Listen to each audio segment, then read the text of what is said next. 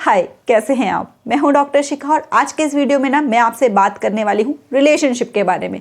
और मेरा special focus होने वाला है यूथ पे, यानी कि वो लोग जो 25 इयर्स तक की एज ग्रुप में आते हैं, जिसमें कि स्कूल जाने वाले बच्चे भी होंगे, जिसमें कॉलेज जाने वाले बच्चे भी होंगे, वो भी होंगे जो भी नए नए प्यार में पड़े हैं, वो भी होंगे जिनका कि अभी अभी ब्रेकअप हुआ, और वो भी होंगे जो इस सोच में है कि सबने बॉयफ्रेंड या गर्लफ्रेंड्स बना लिए है, एक मैं ही रह गई हूँ या एक मैं ही रह गया हूँ जिसको कि अभी तक लव ऑफ लाइफ नहीं मिला। तो वीडियो को एंड तक ज़रूर देखना। तो ये जो हमारा यूथ है जो नया नया एंटर होता है टीन एज में या 20s में चल रहे हैं, उनका जो माइंड है उसमें ये डेफिनेशन जो है प्यार की, वो सारी की सारी जो डेफिनेशन है वो बॉलीवुड मूवीज़ या बॉलीवुड सॉन्ग्स या जो भी वो सीरीज़ देखते हैं वहाँ से देखकर बन गई हुई है।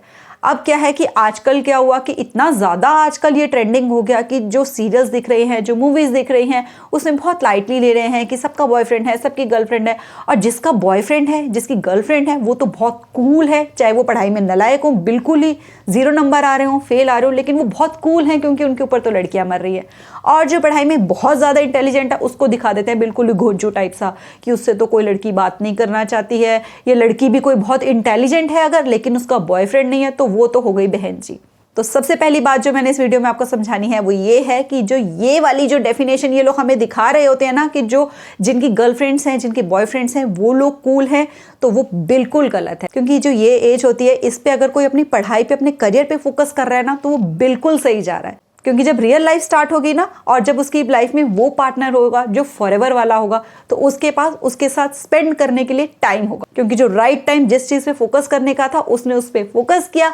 अब उसको जब लव ऑफ लाइफ मिल गया है तो वो उसके साथ बैठकर अपने करियर की टेंशन शेयर करने की जगह उसके साथ अपने टाइम को एंजॉय कर सके।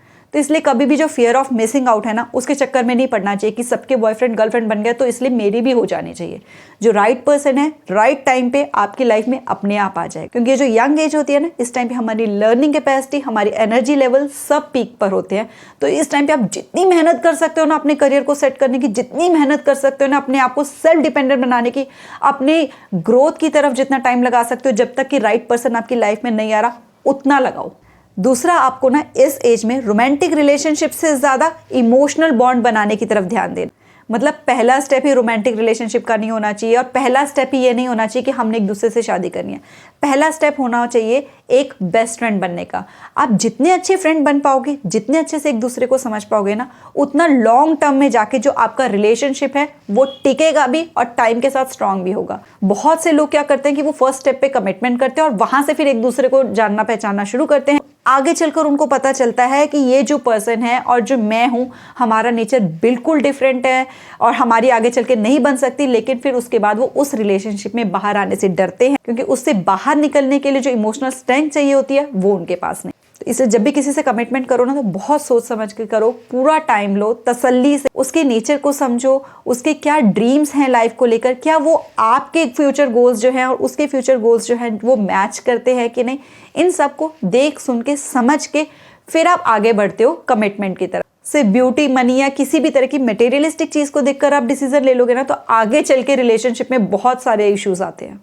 नेक्स्ट, अगर आप किसी के साथ रिलेशनशिप में हो तो आपको उसके साथ कंफर्टेबल फील होना चाहिए। आपको उसके साथ रहते हुए किसी भी तरह की अगर इनसिक्योरिटी लग रही है, आप अपने आप को, आपको इन्फीरियरिटी कॉम्प्लेक्स आ रहा है अपने आप को लेकर, आपको किसी तरह का डर लग रहा है उसके साथ में, तो इसका मतलब ये होता है कि ये रेड फ्लैग है आपके लिए। वो पर्सन जो है वो सही नहीं है। इसी के साथ ही जो आपका पार्टनर है वो ऐसा होना चाहिए जो कि आपकी ग्रोथ में या फिर आपको आपका बेटर वर्जन बनने में सपोर्ट करता हो। वो हमारे लिए राइट पार्टनर होते हैं।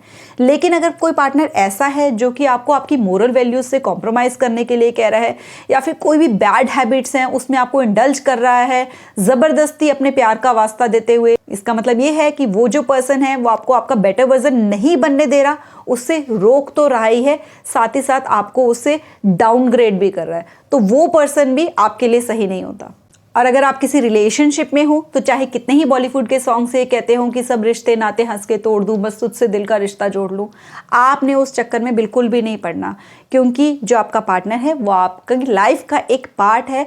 आपको अपने फ्रेंड्स को, अपने रिलेटिव्स को बिल्कुल नहीं भूलना। आपको सबको टाइम देना है। लाइफ में हर रिश्ता ज़रूरी होता है और हमारे जितने अच्छे स्ट्रॉन्ग रिलेशंस होते हैं उतने ही ज़्यादा हम इमोशनली स्ट्रॉन्ग भी रहते हैं। चाहे कितना ही स्ट्रॉन्ग रिलेशन आपका होना आपके पार्टनर के साथ, लेकिन आपके अपनी लाइफ को लेकर, अपने आप को लेकर कुछ ना कुछ गोल्स और ड्रीम्स ज़रूर होने चाहिए। जब वो गोल्स और ड्रीम्स होंगे ना, और आपका पार्टनर आपके साथ होगा एक मोरल सपोर्ट के लिए, तो वो एक तरह से आपकी लाइफ में वैल्यू एडिशन का काम कर रहा होगा। लेकिन अगर आपके पार्टनर की वजह से आप उन गोल्स से डिस्ट्रैक्ट हो रहे हो, आप अपनी तरफ फोकस नहीं कर पा रहे, अपनी ग्रोथ की तरफ फोकस नहीं कर पाते, अपने करियर की तरफ फोकस नहीं कर रहे, तो इसका मतलब जो आपका पार्टनर है वो एक तरीके से डिस्ट्रैक्शन का काम कर रहा है।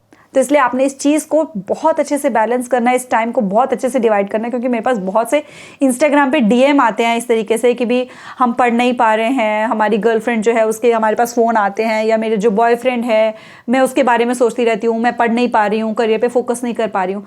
तो आपको डिस्ट्रैक्ट नहीं होना है उनकी वजह से। वो तब होगा कि जब आप प्रॉपर सेट टाइम कर दोगे कि कितना टाइम आपने उनको देना है और कितना टाइम जो आपके प्रेजेंट मोमेंट में लाइफ की प्रायोरिटी है उसको देना है।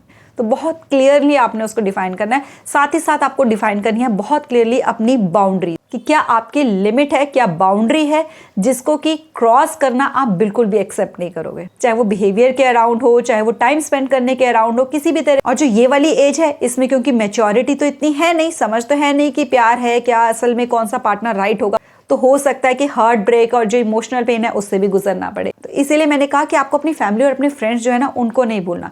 जब भी आप इमोशनली लो सिचुएशन में हो ना अपने रिलेशनशिप की वजह से, तो आपको ज़्यादा से ज़्यादा टाइम अपनी फ्रेंड और फैमिलीज़ के साथ डिवोट करना है।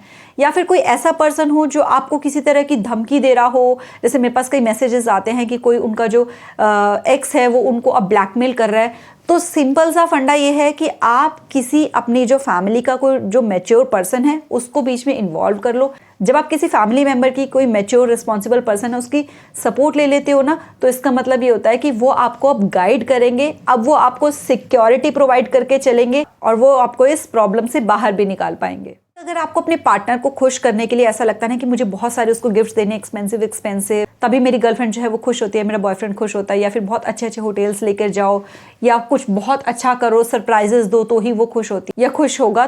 तो जब आप खुद पैसे अर्न करने लगो ना तो आप जितने मर्जी लुटाओ, लेकिन जो आपके पेरेंट्स की हार्ड अर्न मनी है ना उसको आप अपनी गर्लफ्रेंड या बॉयफ्रेंड को खुश करने के चक्कर में बिल्कुल भी मत वेस्ट करो। क्योंकि जो रियल पार्टनर है, जो रियलिटी में आपसे प्यार करता है, उसके लिए आपकी प्रेजेंस सबसे ज़्यादा इंपॉर्टेंट है। उसके लिए आपका उसकी लाइफ में होना सबसे ज़्यादा इंपॉर्टेंट है, ना कि किसी तरह के गिफ्ट्स या किसी तरह के सरप्राइजेस। तो ये थी कुछ बातें जो कि मैं यूथ के साथ शेयर करना चाहती थी, ताकि मैं उनको रिलेशनशिप से रिलेटेड थोड़ी सी करेक्ट गाइडेंस दे पाऊँ। अगर वीडियो अच्छा लगा है तो लाइक ज़रूर करना और इस वीडियो को अपनी फ्रेंड्स के साथ शेयर करना बिल्कुल मत भूलना। तो मिलते हैं नेक्स्ट वीडियो में। Till then stay blessed, stay smiling, नमस्ते।